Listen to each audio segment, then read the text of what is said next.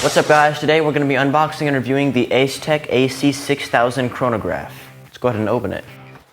Got a user manual, and the chronograph and some bubble wrap, nothing else. Alright, so I'm going to go over some features of this. It can measure the muzzle velocity from 90 feet per second up to 1,200 feet per second, or 30 meters per second to 400 meters per second. It can measure rate of fire from 100 to 5,000 rounds per minute. There is a 36 millimeter wide hole here. There's a mounting hole for the tripod, so you can put this on a tripod. It uses 4 AAA batteries, or you can plug a micro USB in and power it from that. You can't actually charge this, so you can't charge this with a USB and bring it. You can only either use batteries, or you can have the USB directly plugged in while you're using it. And it weighs 290 grams without batteries. So it has an OLED screen, and what's cool about this screen is it actually has a black background with white letters and numbers, so it's really easy to see. To install the batteries, there's a cover on the bottom. You push it out and pull it up. You get 4 AAA batteries and put them in. So to turn it on, you just tap the power button and it will turn on. There's 2 screens, screen 1 and screen 2. Here is screen 1. At the top right, there's a battery to show you how much longer your battery will last. At the very bottom, it shows velocity. So right now it's set to meters per second, but you can also set it to feet per second. The number is how many rounds you shot. Right here, RPS is rounds per second, so that is basically how fast your gun shoots. And you can set this to rounds per second or rounds per minute. Here at the top left, we have joules, and we have energy per unit of area. So that's just joules centimeters squared, so you can use joules or joules per centimeter squared. And here are your ammo settings. So right now I should have it set to 6mm, 0.88 grams. You have 5 ammo settings you can program. In the main screen, you can actually scroll through the different ammo settings. So if you tap left and you go up and down, I can actually bring it down to ammo setting 1. So you can go through ammo setting 1 through 5 that you have programmed. So if I want to do ammo setting 1 and then I click left again, my ammo setting 1 is set for 6mm BBs that weigh 0.2 grams. So that was screen 1. If you tap right, you'll go to screen 2, and if you tap left, you'll go back to screen 1. So tap right to go to screen 2. We still have the battery indicator there. We have these 3 pieces at the left. So there's a max there, so that will show you your maximum number, so either your maximum velocity or rounds per second, your minimum velocity rounds per second, and your average velocity rounds per second. And this stores up to 25 memory slots. So let's say I went over to screen 2 and started shooting, it would go up to 25 memory slots. It would put 25 in the computer, and out of all of those, it would find the max, minimum, and average of velocity and speed. So that's pretty cool. If you want to know if it's velocity or speed, there's 3 columns here. The very right column is your velocity, so right here, meters per second, so it'll show my max, minimum, average. In the middle column, you have your speed, so this is rounds per second, so it'll show maximum, minimum, average. And the left column says SN for slot number, and that's just whatever number slot it is. So if you're looking at your 13th shot, it'd say slot number SN, or 13. Okay, now if you click right again, it'll bring you to the menu. So the menu is where you can adjust the settings. Let's say I want to adjust my ammo settings. I'd click right again to go now into the ammo settings, and you have your 5 different settings, just like how it was in whenever we were in screen 1. You can go through 1 through 5. This is your settings. So I have slot 1. So my first slot, I have 0.2 gram ammo and 0.6mm BBs. So let's say I wanted to set slot 5. If I'd go down to 5, I'd go right. And I know this is probably not, you're probably not gonna find a BB this heavy, but let's say I had a 1 gram projectile. I'd go over to this one to the left of the decimal, and I'd go up. So now it's set for something that weighs 1 gram, and let's say it was a 8 millimeters big.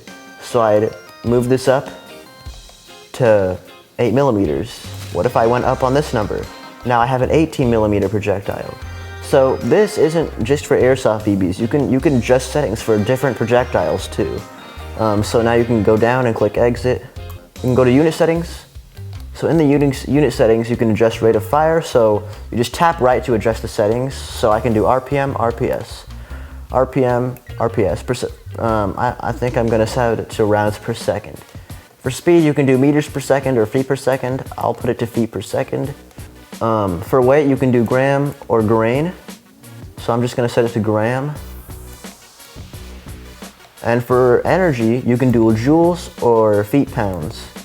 So joule or feet pound. I'm just gonna set it to joule. You can exit. Also, if you're exiting, you don't actually have to click the middle button. You could, if you wanna exit, you can just click right again on exit. Just go down to exit and click right. APO is auto power off. So let's say you leave it alone and don't touch it. The top setting is how long it will take to automatically power off if you're not messing with it. So it's set to 20 minutes, but let's say you can do the lowest 5 minutes. So the lowest setting is, let's say if I don't touch anything, after 5 minutes, it'll automatically power off. And the highest is 1 minute, I'm pretty sure. I mean 1 hour, 60 minutes. So the highest you can have is 60 minutes. So you can say, if I don't touch anything, it'll power off after 1 hour. And the bottom one, I'm gonna be honest with you, either this is setting auto power off on or off, or it has something to do with the USB. I'm not 100% sure. Because it says APO on off, and most likely that's what it is, just turning it on or off. Although it says USB here. So maybe it has to do with if your USB is plugged in. I'm not exactly sure. All I'm gonna do, I know, is since I'm not gonna use the USB, or at least not right now, I'm just gonna leave it on, have an APO on. Now we have contrast. This is just for the contrast of the OLED screen. The default button, if you click right on default, it'll automatically bring it to the default. Or you can go up, go to adjust, and you can actually adjust the contrast. The max is 10, and the lowest is 0, but this basically is just adjusting the brightness.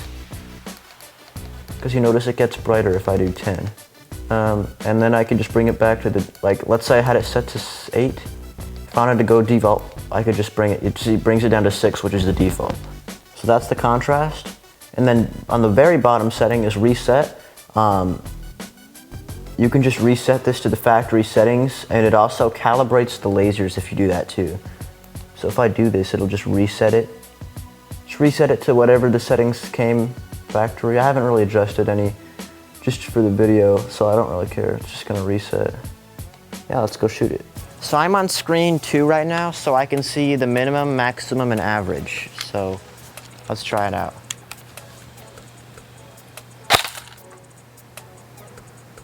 I'm gonna shoot a couple.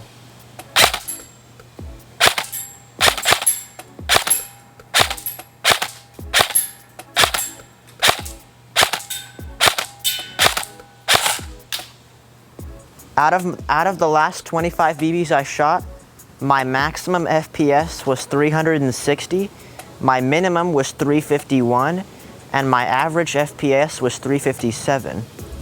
My maximum rounds per second was 17, my minimum was 16.4, and my average rounds per second was 16.7.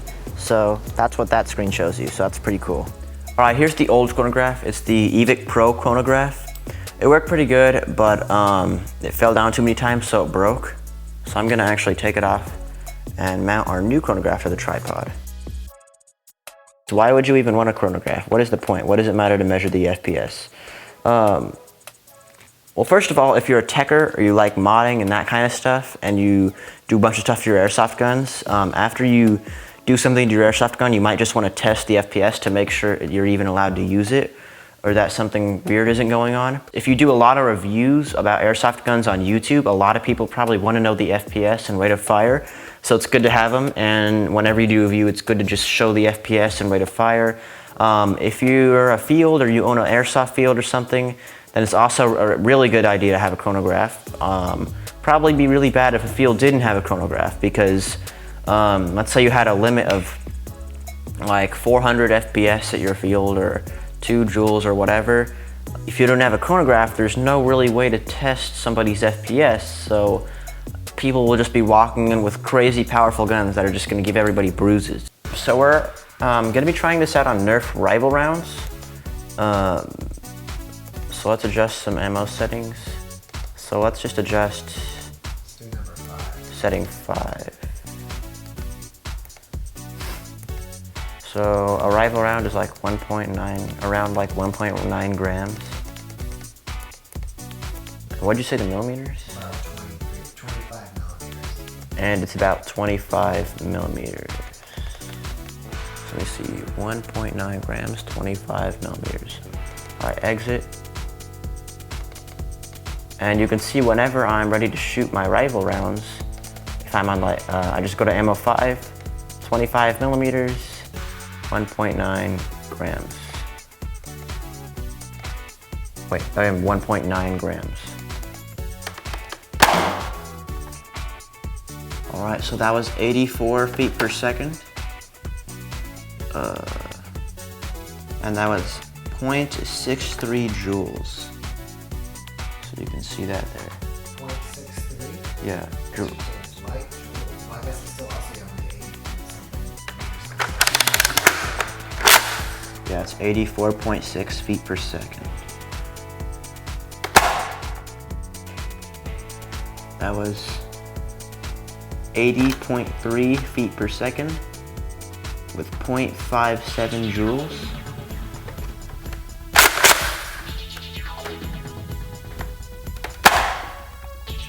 .1 feet per second with 0.58 joules. And it's also shooting energy per unit of area. So that was 0.13 joules per centimeter squared. So you can see that this can even work with Nerf rifle balls as long as you put the right settings in.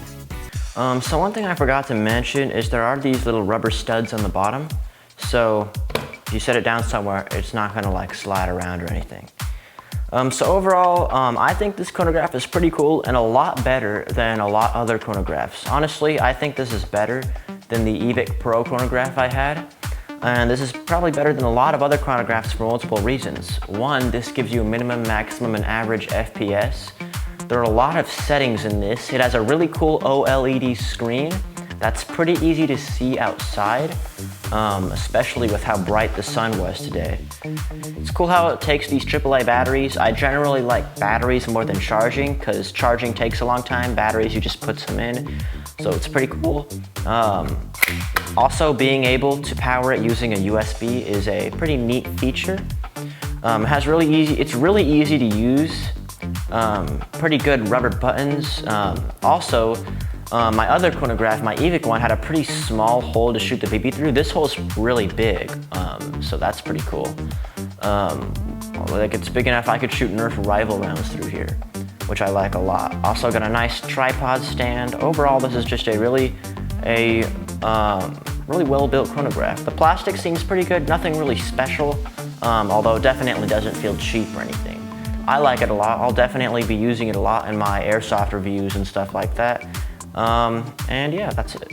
Alright guys, it's shout out time. The first shout out goes to Maran Khan. The next shout out goes to Velocity Outdoors. The next shout out goes to Ghost Airsoft. The next shout out goes to Alex Durham. The next shout out goes to Phi Kids Tube. The next shout out goes to Jedi Baker. The next shout out goes to Assassin 32. And the last shout out goes to Jose Macias. If you like this video, be sure to click the like button and share it with your friends. Also, don't forget to hit the little notifications bell and hit the subscribe button. Be happy, peace out.